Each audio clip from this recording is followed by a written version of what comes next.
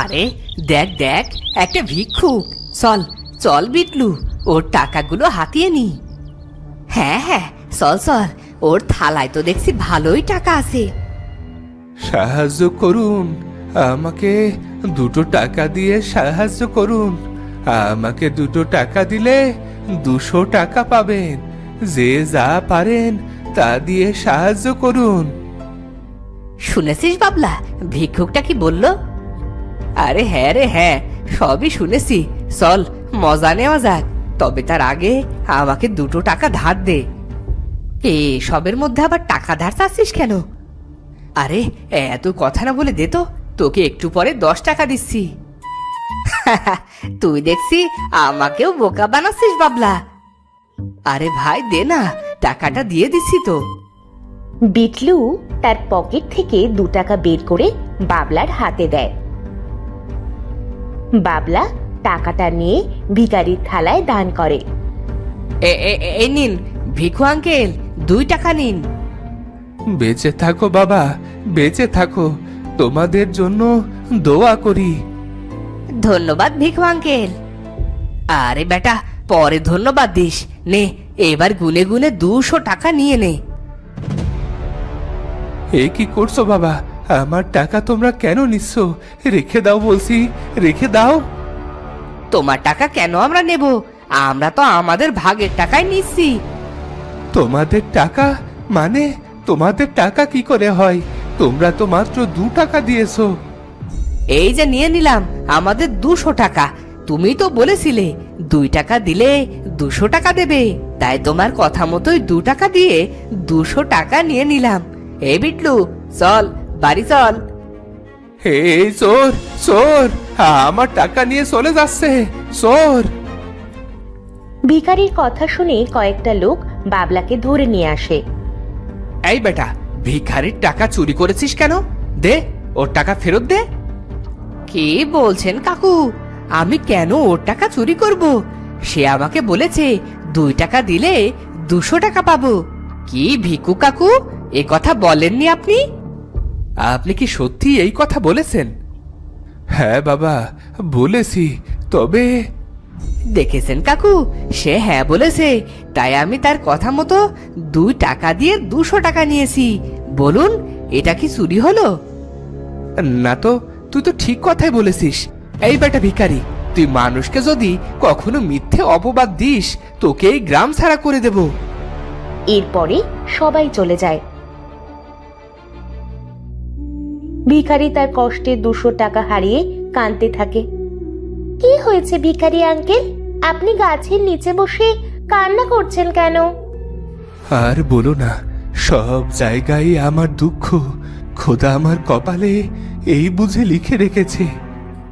আল্লাহ যা করে আমাদের সবার মঙ্গলের জন্যই করে।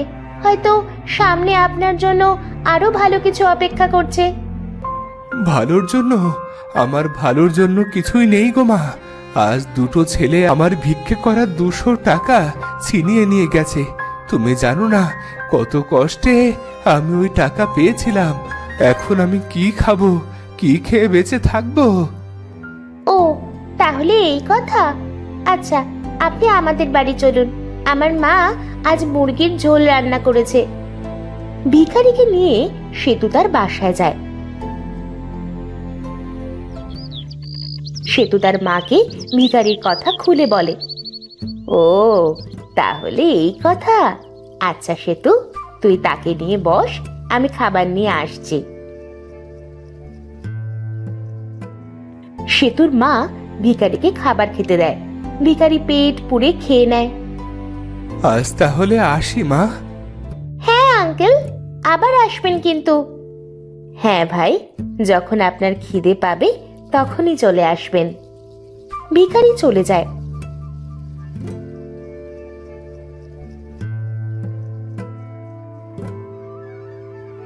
আর তখনই ভিখারির মনে পড়ে তার পুঁটুলি সে সেতুদের বাড়ি ফেলে আসছে। এই দেখো কি কাণ্ড, আমার ভিক্ষে করা থালাটা যে ফেলে এসেছি।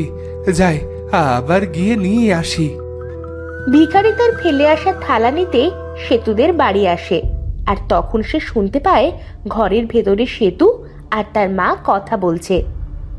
মন খারাপ করো না মা, আজ রাতে না হয় না খেয়েই কাটাই। আমি তো না খেয়েই থাকতে পারবো, কিন্তু তুই তো আর না খেয়ে থাকতে পারবি না বল। আজ মেহমান না আসলে হয়তো আমাদের রাতে খাবারটা বেঁচে যেত। ভিখারি বাইরে থেকে সব কথা শুনে সেতুদের বাড়ি থেকে চলে আসতে থাকে। হায় খোদা, এরা তো দেখছি দিন আনে দিন খায়, একেবারে আমার মতোই অবস্থা। আমাকে তাদের রাতের খাবার খাইয়েছে, আর এখন রাতে তারা উপোস করে থাকবে। এদের জন্য কিছু করতে পারলে নিজের কাছেই ভালো লাগতো। পরের দিন ভিখারি একটা গাছের নিচে বসে ভিক্ষা করছিল। কি গো কাকু, আজ কেমন রোজগার হলো? তা তোমরা আবার এসেছো? যাও বলছি, যাও। বাবলাকে তো কাল 200 টাকা দিলে, আজও কি 2 টাকায় 200 টাকা পাবো? তোমরা আমার সাথে অন্যায় করেছো, যাও, ভাগো ভাগো বলছি। ভিখারির সাথে আবার অন্যায়? ভালোই ভালোই আজকে চাঁদাটা দিয়ে দাও, নয়তো কালকের মতোই হাল করব তোমার। চাঁদা? কিসের চাঁদা? ওরে বাবা, আমাদের এলাকায় ভিক্ষে করবে আর আমাদের চাঁদা দেবে না, তা কি করে হয়? এ কথা বলে তারা ভিখারির সব টাকা ছিনিয়ে নেয়। ভিখারি চোর চোর বলে চিৎকার করলে কয়েকজন লোক চলে আসে। আরে এখানে হচ্ছেটা কি? দেখুন না কাকু, আমরা এদিক দিয়ে যাচ্ছিলাম, আর তখনই এই ভিখারিটা আমাদের সব টাকা ছিনিয়ে নিয়ে ওর থালায় রেখে দিয়েছে। ভিখারি চোর, মার মার ওকে, মার। ভিখারিকে মেরে তারা চলে যায়।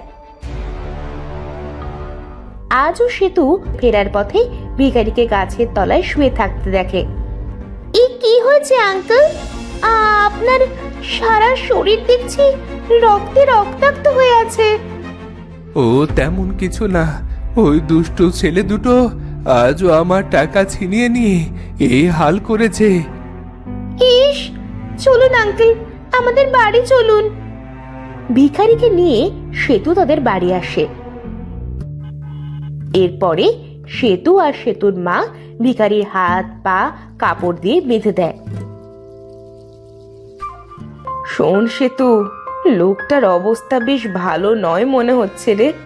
আমি আমাদের এই বাড়ির দলিল মণ্ডল মশাইকে দিয়ে কিছু টাকা নিয়ে আসি, তারপরে ডাক্তার নিয়ে লোকটার চিকিৎসা করাবো। ঠিক আছে মা, তুমি যা ভালো মনে করো। ভিখারি পাশের রুম থেকে সেতু আর সেতুর মায়ের সব কথা শুনে ফেলে। হায় খোদা, পৃথিবীতে এদের মতো মানুষ আছে বলেই এখনো পৃথিবী ধ্বংস হয়নি। আঙ্কেল, আপনার দেখছি জ্ঞান ফিরেছে। তা আঙ্কেল, আপনার পরিবারে কি কেউ আছে? পরিবার পরিবার বলতে সবকিছুই ছিল, কিন্তু তা আজ অতীত। কি সেই অতীত আঙ্কেল? আমি আজ ভিখারি হলেও আগে আমি ভিখারি ছিলাম না। বিলেত দেশে প্রায় 30 বছর কাটিয়ে বউয়ের কাছে অনেক টাকা পাঠিয়েছিলাম। একদিন বিলেত শেষে দেশে এসে শুনি বউ আমার সব টাকা পয়সা নিয়ে অন্য আরেকজনকে বিয়ে করেছে। এদিকে অনেক বছর বিলেতে কাজ করতে করতে আমি অনেক কঠিন রোগে আক্রান্ত হয়ে পড়ি। এর জন্য আমি আর কাজ করতে পারি না, তাই সেই ভিখারির পদ বেছে নি। আপনার দেখছি আমাদের চেয়েও খারাপ অবস্থা। তোমাদের অবস্থা কি সেটা বলো? আমাদের পরিবারটা অনেক সুন্দর ছিল। আমি যখন ছোট ছিলাম তখন আমার বাবা বিলেতে কাজ করতে চলে যায়। সেই যে গেছে আর আসেনি। সবাই বলছিল যে বাবা নাকি মারা গেছে, আর তখন থেকেই মা মণ্ডল বাড়িতে কাজ করে আমাদের সংসারের হাল ধরে। আর তখনই ভিখারি একের পর এক কাঁদতে শুরু করে।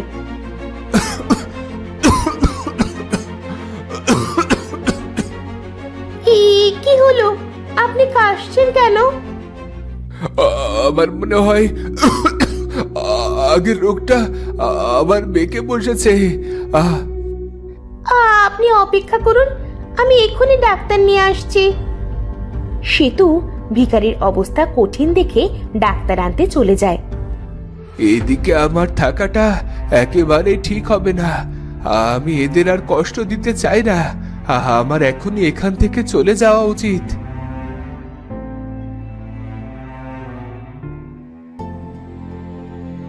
ভিখারি অসুস্থ শরীর নিয়ে সেতুদের বাড়ি থেকে বেরিয়ে জঙ্গলের দিকে যেতে থাকে। যেতে যেতে সে একসময় নদীর ধারে চলে আসে। না, আমি আর পারছি না। আমি আমি আর বাঁচতে চাই না এভাবে। এর সমাপ্তি আমাকে এখনই করতে হবে। ভিখারি নদীতে ঝাঁপ দিয়ে মৃত্যুর কথা ভাবে। সে নদীর কাছে যায়, আর তখন তার পায়ের কাছে একটা বোতল ভেসে আসে। আরে, এটা তো অনেক সুন্দর বোতল। ইস, এটা যদি সেতুকে উপহার দিতে পারতাম। ভিখারি বোতলের মুখ খোলে, আর তখনই তার সামনে এক বিশাল বড় দানব চলে আসে। কে কে আমাকে 7 বছর পর মুক্ত করলো? কে কে সে? আমি আমি এক সাধারণ ভিখারি, কিন্তু আপনি কে? আমি এক অভাগা জিন, যে নিজের একটা ভুলের কারণে এই পৃথিবীতে বন্দী হয়েছিলাম। কিন্তু তুমি আমাকে মুক্ত করলে। বলো বলো, তোমার কি চাই? আমি তোমার 3টি ইচ্ছে পূরণ করব। শেষ জীবনে নিজের জন্য কিছুরই প্রয়োজন নেই, কিন্তু সেতু ওর জন্য চাইতে পারলে মরেও শান্তি পাবো। বলো বলো, তোমার 3টি ইচ্ছে বলো ভিখারি। আমার প্রথম ইচ্ছে হলো সেতুর বাবাকে তার কাছে ফিরিয়ে দাও। হয়ে গেছে, সেতুর বাবা ফিরে এসেছে। সেতু কোথায় তুই? তাড়াতাড়ি এদিকে আয়, দেখে যা মা, তোর বাবা ফিরে এসেছে। বাবা! আমার লক্ষ্মী সোনা সেতু। হ্যাঁ ভিখারি, এবার তোমার দ্বিতীয় ইচ্ছের কথা বলো। আমার ইচ্ছে শেষ হলে কোনো কষ্ট ছাড়া মৃত্যু দিও, যাতে কেউ আমার লাশ আর খুঁজে না পায়। হয়ে যাবে, এবার তোমার শেষ ইচ্ছে বলো। সেতুর মনে যে প্রথম আশা রয়েছে সেটা তুমি পূরণ করে দাও। ওর মনের প্রথম ইচ্ছাটা তুমি পূরণ করে দিলে আমার মনেও যে শান্তি আসবে। শেষ, দ্বিতীয় ইচ্ছে অনুযায়ী এবার তোমার মৃত্যুর পালা। দানব তার জাদু শক্তি দিয়ে ভিখারিকে ভস্ম করে দেয়, আর দানবও হাওয়ায় মিলিয়ে যায়। বাবা, আজ আমি অনেক খুশি। ভিক্ষুক আঙ্কেল, কোথায় তুমি? ফিরে এসো, দেখে যাও, আমার বাবাকে দেখে যাও। ভিখারির শেষ ইচ্ছে পূরণ হলো, এবার আমি দায় মুক্ত। আর সাথে সাথে সেতুদের বাড়ির সামনে ভিখারি আবার এসে পড়ল। বাবা, মা, ওই দেখো ভিক্ষুক আঙ্কেল। তো বন্ধুরা, ভিডিওটি কেমন লাগলো? যদি ভালো লাগে চ্যানেলটি সাবস্ক্রাইব করে বেল আইকনটি বাজিয়ে দিও। দেখা হচ্ছে পরের ভিডিওতে। ধন্যবাদ।